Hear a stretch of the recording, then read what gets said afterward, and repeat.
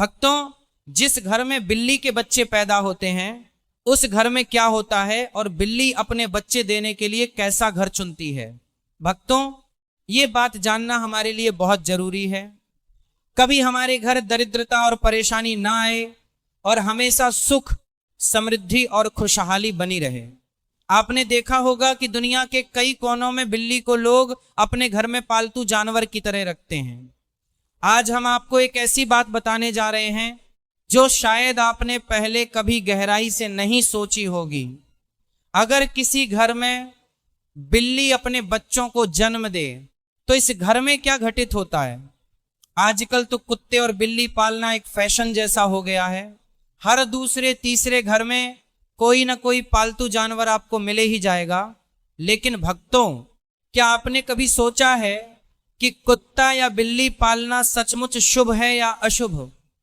बिल्ली के बारे में तो आपने बचपन से लेकर आज तक कई बातें सुनी होंगी, कहानियां, किस्से, और यहां तक कि कुछ ग्रंथों में भी इनके संकेतों का उल्लेख मिलता है। लेकिन आज जो सच्चाई हम जानने वाले हैं वह हर इंसान को सुननी चाहिए, क्योंकि ये हमारे सनातन शास्त्र से जुड़ी हुई है। शास्त्रों में कहा गया है कि इस संसार में शायद ही कोई ऐसा घर हो जहां बिल्ली का आगमन कभी न हुआ हो। बिल्ली हर उस स्थान पर जाती है जहां मनुष्य रहते हैं। लेकिन भक्तों, क्या आप ये जानते हैं कि अगर आपके घर में बार बार बिल्लियों का आना जाना लगा रहता है तो इसका क्या मतलब होता है? और अगर आपके आसपास बिल्लियां लगातार रोती रहती हैं तो ये किस बात का संकेत है? सोचिए, अगर बिल्ली आपके घर में आकर अपने बच्चों को जन्म देती है तो इसके पीछे कौन सा अद्भुत संदेश छुपा है? और अगर आप किसी शुभ काम के लिए निकल रहे हो और तभी कोई बिल्ली आपका रास्ता काट दे तो इसका क्या अर्थ निकाला जाता है? भक्तों, आज हम इन रहस्यों के पर्दे उठाएंगे ताकि आपको बिल्लियों के असली संकेतों की समझ हो सके, क्योंकि ये सिर्फ जानवर नहीं, कई बार आने वाले समय के संदेश वाहक भी होते हैं। भक्तों, बिल्ली एक मांसाहारी स्तनधारी जीव है जिसकी सुनने और सूंघने की शक्ति अद्भुत रूप से तेज होती है। ये इतनी संवेदनशील होती है कि कम रोशनी में भी, यहां तक कि रात के अंधेरे में भी साफ साफ देख सकती है। करीब 9 साल से बिल्ली इंसानों की साथी बनी हुई है। भक्तों देखिए, जानवर तो पूरे संसार में अनगिनत हैं, पर बिल्ली जैसा रहस्यमय जीव कहीं और नहीं मिलता। चौकन्नी चाल, तेज आंखें, हल्की सी आहट पर ऐसा लगता है जैसे किसी अदृश्य शक्ति से बात कर रही हो। ये कोई साधारण प्राणी नहीं है। कहते हैं कि बिल्ली वहां घर नहीं बनाती जहां उसे बेचैनी, डर या बुरी हवाओं का एहसास हो। वह तभी किसी जगह अपने बच्चों को जन्म देती है जब उसे लगे कि ये घर साफ सुथरा है, यहाँ के लोग दिल के अच्छे हैं और ऊपर वाले की कृपा इस घर पर बनी हुई है। गांव में बुजुर्ग कहते थे, बिल्ली का बच्चा रखना किस्मत की निशानी है, पर बिल्ली का रोना आने वाले तूफान की चेतावनी। मतलब दो बातें एक ही जीव से, शुभ भी अशुभ भी। अब भक्तों, वही कहानी शुरू होती है उस बेचारी महिला की जिसका जीवन दुख दर्द से भरा था। 5 बेटे पर 5 अपाहिज। सोचिए, मां का दिल कितना टूट जाता होगा। वह सुबह उठकर पहला चेहरा भी अपाहिज बेटे का देखती और रात को सोने से पहले भी उसी का चेहरा आंखों के सामने घूमता रहता। उसका मन हर वक्त यही कहता, हे भगवान, मेरी कोख में ऐसा कौन सा दोष है। इसी उदासी में एक दिन एक सफेद बिल्ली उसके आंगन में आकर बैठ गई। सफेद रंग अपने आप में ही शुभ माना जाता है। महिला ने उसे डांटा नहीं, भगाया नहीं, बस चुपचाप उसे रहने दिया, जैसे किसी मेहमान का स्वागत करती हो। कुछ दिनों बाद वही बिल्ली 4 छोटे छोटे बच्चों को जन्म देती है और उसी पल उस महिला के घर में मानो चमत्कार उतर आता है। उसका पहला बेटा, जो सालों से बिस्तर पर पड़ा था, अचानक उठकर खड़ा हो जाता है। उसके पैरों में ताकत आ जाती है। ये कोई छोटी बात नहीं है भक्तों। जिस बच्चे ने कभी जमीन पर पैर तक नहीं लगाया था वह चलने लगा। महिला तो जैसे खुशी से पागल हो गई, वह समझ ही नहीं पा रही थी कि ये क्या हो रहा है, ये संयोग है या सचमुच मां लक्ष्मी की कृपा। फिर कुछ महीनों बाद वही बिल्ली दोबारा प्रसव करती है और जैसे ही उसके बच्चे जन्म लेते हैं महिला का दूसरा बेटा ठीक हो जाता है। बस यहीं से महिला के घर में जैसे सुख का झरना बहने लगा। एक एक करके जब भी बिल्ली बच्चे देती, महिला का एक एक बेटा ठीक होता जाता। 5 बेटे ठीक हो गए, घर में अन्न बरसने लगा। पहले के मुकाबले इतना धन आया कि महिला सोच भी नहीं सकती थी। भक्तों, ये कहानी यूं ही नहीं सुनाई जाती। कहते हैं जहां बिल्ली माता अपने बच्चे जन्म देती है वह घर पवित्र माना जाता है, क्योंकि बिल्ली अपने बच्चों को सिर्फ उसी जगह लाती है जहां उसे मां लक्ष्मी पर छाया महसूस होती है। लेकिन ध्यान रहे, पालना और जन्म देना दोनों बातों में बहुत फर्क है। शास्त्र कहते हैं बिल्ली का आना, रहना और रोना अशुभ हो सकता है, पर बिल्ली का बच्चे देना अत्यंत शुभ माना जाता है, क्योंकि वह अपनी इच्छा से जगह चुनती है और वह जगह साधारण नहीं होती। आप भक्तों, बिल्ली का रोना रात के समय क्यों अशुभ माना जाता है? इसलिए कि उनकी छठी इंद्रिय हमसे कई गुना तेज होती है। वे ऐसी कंपनियों को महसूस कर लेती हैं जो हमें दिखाई नहीं देती। जब कोई अनहोनी होने वाली होती है, मृत्यु का साया मंडरा रहा होता है, या घर में किसी को बड़ा कष्ट आने वाला होता है, तब बिल्ली बेचैन होकर रोती है। दाएं से दाएं जाना ही अशुभ माना गया है, वरना बाकी स्थितियां सामान्य हैं। लेकिन गांवों में डर इसलिए बैठा क्योंकि पुराने जमाने में अंधेरे रास्तों पर लोग लैंप लेकर चलते थे और काली बिल्ली के अचानक सामने आने से वे डर जाते थे, ठोकर खाकर गिर जाते थे, दुर्घटना ही हो जाती थी। उसी को लोग अशुभ मान बैठे। लेकिन भक्तों, बिल्ली सिर्फ बुरी नहीं होती, वो प्रेम भी देती है, अपनापन भी देती है। जब आप घर आते हो तो उसका पैरों में लिपटना, आपके इर्द गिर्द घूमना, आपकी ओर देखकर मियाऊ कहना, ये उसकी भाषा में प्यार है। वह कहती है मैं तुम्हारे लौटने का इंतजार कर रही थी। वह घर में घूमकर निगरानी रखती है, किसी अजनबी की आहट को पहले पहचानती है।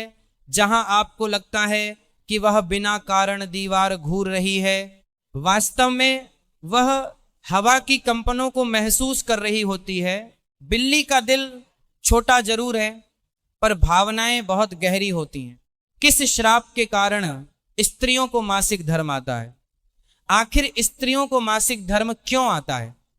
प्रत्येक स्त्री को हर महीने मासिक धर्म तो आता ही है, पर आज इस विवरण में हम आपको यह भी बताएंगे कि स्त्री को किस श्राप की वजह से मासिक धर्म की पीड़ा होती है, और तो और मासिक धर्म के दौरान स्त्रियों को कौन से कार्य नहीं करने चाहिए। और जब मासिक पीड़ा होती है तो कुछ लोग स्त्री को क्यों अछूत समझने लगते हैं। ये सब एक कथा के माध्यम से समझने का प्रयास करते हैं कि आखिर स्त्रियों को मासिक पीड़ा क्यों होती है। तो भक्तों, चलिए जानते हैं आखिर किस श्राप के कारण स्त्रियों को मासिक धर्म आता है। आइए इस कहानी के माध्यम से आपको समझने का प्रयास करते हैं कि आखिर स्त्रियों को मासिक धर्म क्यों आता है। एक बार महालक्ष्मी ने भगवान विष्णु से पूछा, हे प्रभु, वह कौन सा श्राप है जिसके कारण स्त्रियों को हर महीने मासिक धर्म की पीड़ा सहन करनी पड़ती है, और इस दौरान स्त्री को कौन से कार्य नहीं करने चाहिए जिससे वह पाप से बच सके। भगवान विष्णु ने कहा, हे लक्ष्मी, तुमने संपूर्ण मानव जाति के कल्याण हेतु उत्तम प्रश्न किया है। मैं तुम्हें यह उत्तर बलराम नामक एक पुरुष के जीवन में हुई घटनाओं की कथा के माध्यम से दूंगा। यह कथा अत्यंत पावन है और इसके श्रवण से सभी पापों का नाश होता है तथा पति पत्नी को सुख और सौभाग्य मिलता है। तुम इसे ध्यान से सुनो। भगवान विष्णु ने कथा सुनाना शुरू किया। पूर्व काल में निर्मल देश की एक सुंदर नगरी में बलराम नाम का एक तेजवान, ज्ञानी और धर्मपरायण ब्राह्मण रहता था। उसकी पत्नी गायत्री भी अत्यंत पतिव्रता थी। एक दिन बलराम और गायत्री ने मिलकर घर पर सत्यनारायण भगवान की पूजा करवाई। उन्होंने सभी ब्राह्मणों, जान पहचान वालों और भूखे प्यासे लोगों को बड़े आदर सत्कार से भोजन कराया और वस्त्र दक्षिणा देकर विदा किया। जब पूजा पाठ और भोजन कराने का काम निपट गया और बलराम घर के दरवाजे पर गए तो उन्होंने वहां एक कुत्ता और एक सुवरनी को आपस में बात करते देखा।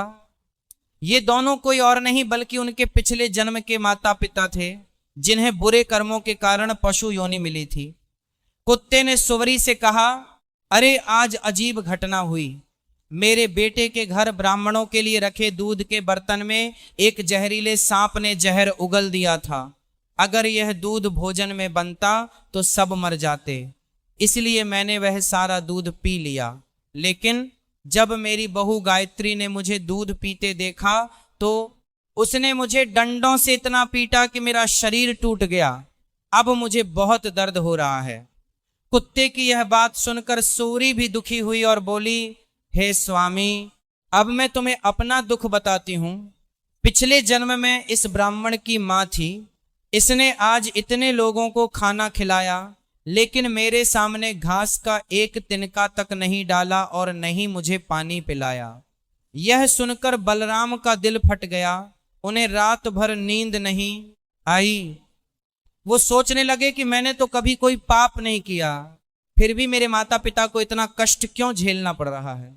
अपने माता पिता की मुक्ति का उपाय जानने के लिए वह सुबह होते ही मुनि वशिष्ठ के आश्रम पहुंचे। मुनि वशिष्ठ ने बलराम को देखा और उनका दुख पूछा। बलराम ने हाथ जोड़कर उन्हें पूरी घटना सुनाई और अपने माता पिता की दुर्दशा का कारण पूछा। वशिष्ठ जी ने अपनी दिव्य दृष्टि से सब कुछ देखा और बोले, हे ब्राह्मण, तुम्हारे माता पिता ने पिछले जन्म में बहुत बड़ा पाप किया है। उसी पाप के कर्मों के कारण आज उनकी ये हालत हुई है।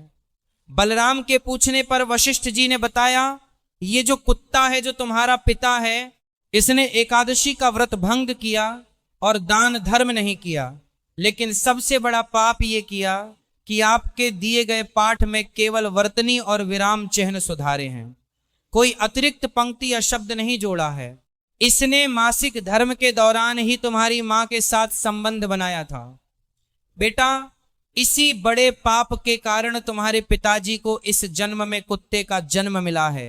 वशिष्ठ जी ने आगे कहा, तुम्हारी माता ने मासिक धर्म में होते हुए भोजन बनाया, भगवान की पूजा पाठ की, तुलसी को जल चढ़ाया और भोग भी लगाया। इसी कारण से उसे महापाप लगा है। वशिष्ठ मुनि ने बलराम को समझाया, मासिक धर्म के दौरान स्त्री 3 से 5 दिनों के लिए शुद्ध हो जाती है। इस समय स्त्री को पूजा पाठ, सत्संग नहीं करना चाहिए। उसे बाल सिर भी नहीं धोने चाहिए, क्योंकि इससे उसके पति की उम्र कम होती है। ब्रह्म हत्या का पाप लगता है। मासिक धर्म के दौरान स्त्री के शरीर में 3 से 5 दिनों तक ब्रह्म हत्या का पाप निवास करता है और 6वें दिन, इसलिए इसी पाप के कारण तुम्हारे पिता को कुत्ता और तुम्हारी माता को सुवरी का जन्म मिला है। वशिष्ठ जी ने बलराम को अमावस्या के दिन सच्चे मन से श्राद्ध, तर्पण, दान, धर्म और गौ सेवा करने का उपाय बताया कि किस श्राप के कारण हर स्त्री जाति को मासिक धर्म की कठोर पीड़ा को सहना पड़ता है। भगवान विष्णु ने आगे की कथा सुनाई। ये बात पुराने समय की है, जब काल के राक्षस समूह ने वृत्रासुर के साथ मिलकर स्वर्ग लोक पर हमला बोल दिया था। वृत्रासुर के मरते ही वह ब्रह्म हत्या उसके शरीर से बाहर निकली और सीधे देवराज इंद्र के शरीर में घुस गई। इंद्र घबरा गए और ब्रह्मा जी के पास गए। ब्रह्मा जी ने उस ब्रह्म हत्या को इंद्र के शरीर से बाहर निकलने का आदेश दिया। ब्रह्म हत्या ने ब्रह्मा जी से रहने के लिए उचित जगह मांगी। ब्रह्मा जी ने उस ब्रह्म हत्या के 4 टुकड़े कर दिए और उन्हें 4 अलग अलग जगहों पर स्थापित किया। पहला भाग अग्नि आग के अंदर, दूसरा भाग जल पानी के अंदर, तीसरा भाग पेड़ पौधों और वृक्षों के अंदर, चौथा भाग स्वर्ग की सुंदर अप्सराओं को मिला, जिसे उन्होंने स्वीकार किया। ब्रह्मा जी ने अप्सराओं को वरदान दिया, जो भी पुरुष मासिक धर्म में स्त्री के साथ संबंध बनाएगा, ये ब्रह्म हत्या उसके अंदर घुस जाएगी और स्त्री मुक्त हो जाएगी। भगवान विष्णु ने देवी लक्ष्मी से कहा, हे देवी, उसी ब्रह्म हत्या के चौथे भाग के कारण हर महीने स्त्रियों को मासिक धर्म आता है। मासिक धर्म के दौरान पुरुष का स्त्री को छूना या संबंध बनाना वर्जित किया गया है, क्योंकि ऐसा माना जाता है कि उस समय उसके शरीर में ब्रह्म हत्या का पाप निवास करता है। क्योंकि ऐसा माना जाता है कि उस समय उसके शरीर में ब्रह्म हत्या का पाप निवास करता है। उम्मीद करता हूं कि यह वीडियो आप लोगों को पसंद आया होगा। अगर वीडियो पसंद आया तो वीडियो को लाइक कर दीजिए और चैनल को सब्सक्राइब कर दीजिए, ताकि आगे भी आप लोगों के लिए ऐसे ही जानकारी युक्त वीडियो लेकर आ सके। एक लाइक और सब्सक्राइब करने में आपका कुछ नहीं जाता, लेकिन सिर्फ एक लाइक से हमारा मनोबल बढ़ता है। तो उम्मीद करता हूं कि आप लोग सब्सक्राइब और लाइक जरूर करेंगे। तो मिलते हैं अगले वीडियो में, तब तक के लिए जय श्री कृष्ण।